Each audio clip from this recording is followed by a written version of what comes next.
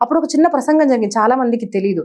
ఏమిటి అంటే గుర్రాలకు దాహం వేస్తుంది. అప్పుడు వారు కృష్ణుడు అంటాడు, వీళ్ళకి దాహం వేసింది, మనం వీళ్ళని దాహం తీర్చిన తర్వాతే మనము యుద్ధం మళ్ళీ ప్రారంభిద్దాము అనేసరికి అప్పుడు అర్జునుడు అక్కడికక్కడ బాణం వేసేసి జలం అనేది తీసుకొచ్చాడు. అక్కడ మరి నీళ్ళు తాగుతుంటే యుద్ధం జరగచ్చు కదా అని ఫర్ ప్రొటెక్షన్ ఆ చుట్టూ బాణాలతో మొత్తము వేసేసాడు అనమాట.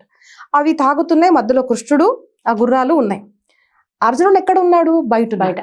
వెంటనే కౌరవులందరూ ఓహో రథం లేదు, కృష్ణుడు లేదు, గుర్రాలు లేవు, ఒక్కడే కింద కనిపించాడు అని అందరూ కలిసి అంటే గుర్రాలు, ఆ సేన, ఏమంటారు ఎలిఫెంట్స్ అందరూ కలిసి ఒకేసారి ఒక్క అర్జునుడితో అందరూ ఆక్రమణ చేసినప్పుడు thousands ఆఫ్ పీపుల్ ని ఒక్క అర్జున పరాజితుడు చేసిన ప్రసంగం మనకు తెలుసా?